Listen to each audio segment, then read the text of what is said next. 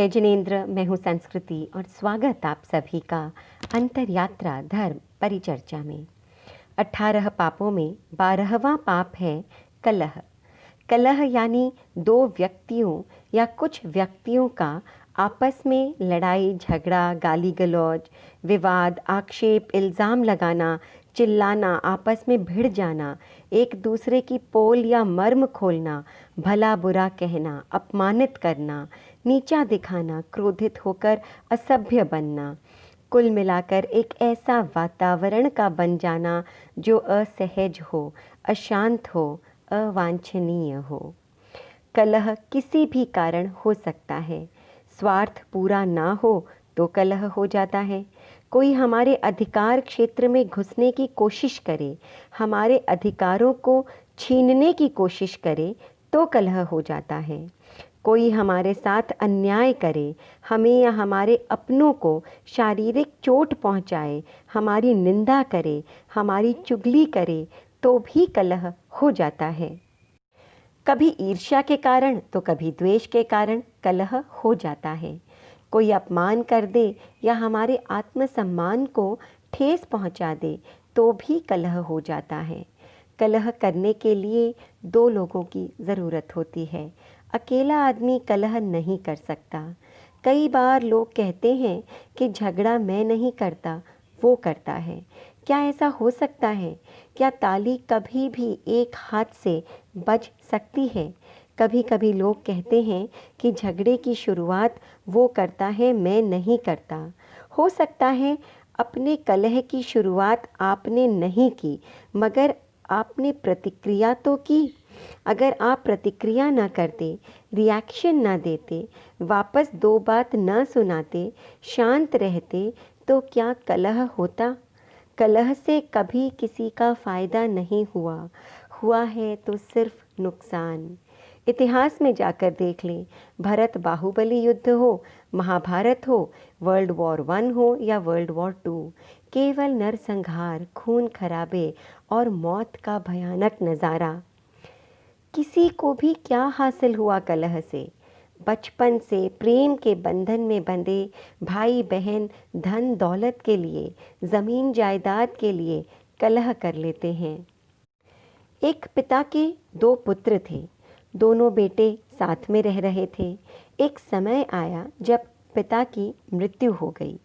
दोनों भाइयों ने सोचा कि अब दोनों का परिवार बढ़ गया है, इसीलिए अलग अलग हो जाना चाहिए, संपत्ति का बंटवारा कर लेना चाहिए। प्रेम पूर्वक बंटवारा हो जाए तो अच्छा है, बजाय इसके कि झगड़ा होने के बाद बंटवारा करना पड़े।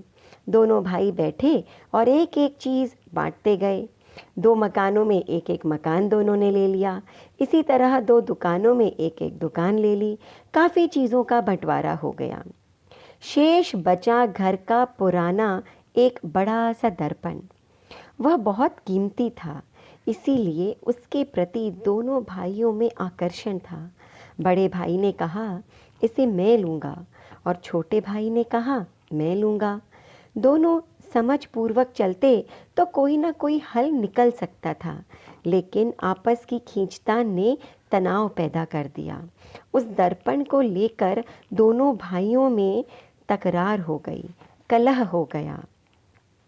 किसी शुभचिंतक ने सलाह दी कि आपस में लड़ने की बजाय किसी अच्छे व्यक्ति से राय ले ली जाए।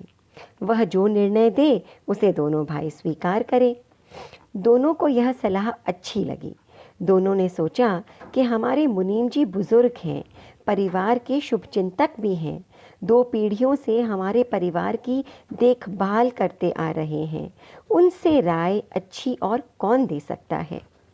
दोनों ने मुनीम जी को बुलाया, कुछ इधर उधर की बातें की। उसके बाद बड़े भाई ने कहा, मुनीम जी, आपको पता ही है कि हम दोनों भाइयों ने बंटवारा कर लिया है, प्रायः सभी चीज़ें बांट ली है। एक दर्पण को लेकर विवाद है, वह किसे मिले इसका फैसला आप कर दें। आपका जो भी निर्णय होगा हम दोनों उसे स्वीकार कर लेंगे।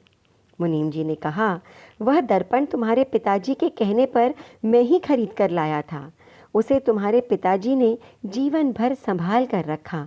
कहाँ है वह दर्पण? दोनों भाइयों ने कहा, पिताजी के कमरे में है।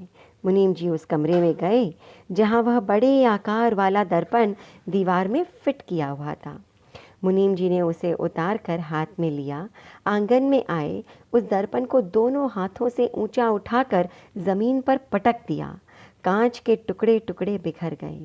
दोनों भाई देखते ही रह गए। बोले, यह आपने क्या किया?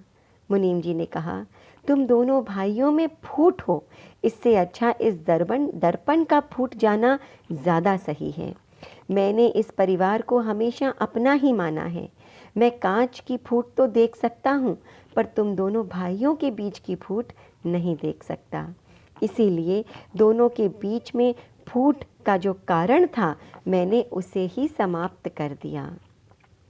आत्मा की दृष्टि से देखें तो कलह आत्मा को कर्मों से बांधने वाला है, और सामाजिक दृष्टि से देखें तो आपस के संबंधों को तोड़ने वाला, जीवन में अशांति पैदा करने वाला है। वे परिवार भाग्यशाली होते हैं जिन परिवारों में कलह जैसी स्थिति नहीं आती। परिवार के सभी सदस्य शांति से रहते हैं और अपने से बड़ों का सम्मान करते हैं। तो कलह की स्थिति हमारे जीवन में उत्पन्न ना हो या कम से कम हो, ऐसी कोशिश हमें करनी होगी। इसके लिए हमें अपने भीतर के संस्कारों को सुंदर और दृढ़ बनाना होगा। एक संकल्प करना होगा कि परिस्थिति कोई भी हो, अनुकूल हो, प्रतिकूल हो, अच्छी हो, बुरी हो, मुझे झल्लाना नहीं है, मुझे क्रोधित नहीं होना है, मुझे कलह नहीं करना है। वक्त आने पर समझदारी से, ठंडे दिमाग से समस्या को सुलझाने की कोशिश करें।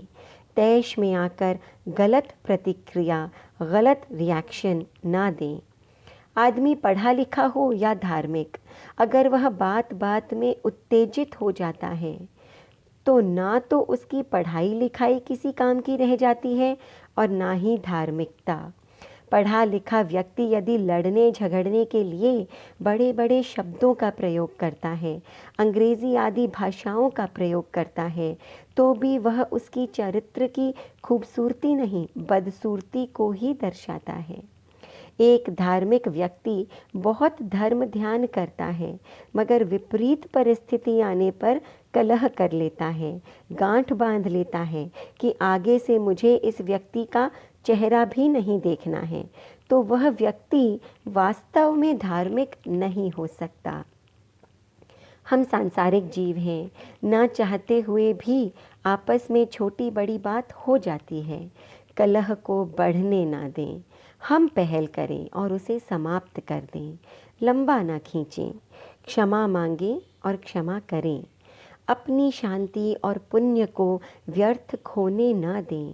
अपने संस्कारों को बिगड़ने ना दें। अपने विवेक को खोने ना दें। अनुकूलता में जीना सबको आता है, प्रतिकूलता में, विपरीत परिस्थिति में शांत रहना ज़रूरी है।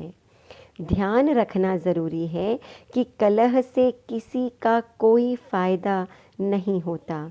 मुझे कलह से बचना है। वक्त आने पर यदि झुकना भी पड़ जाए और कलह टल जाए तो कोई बुरी बात नहीं।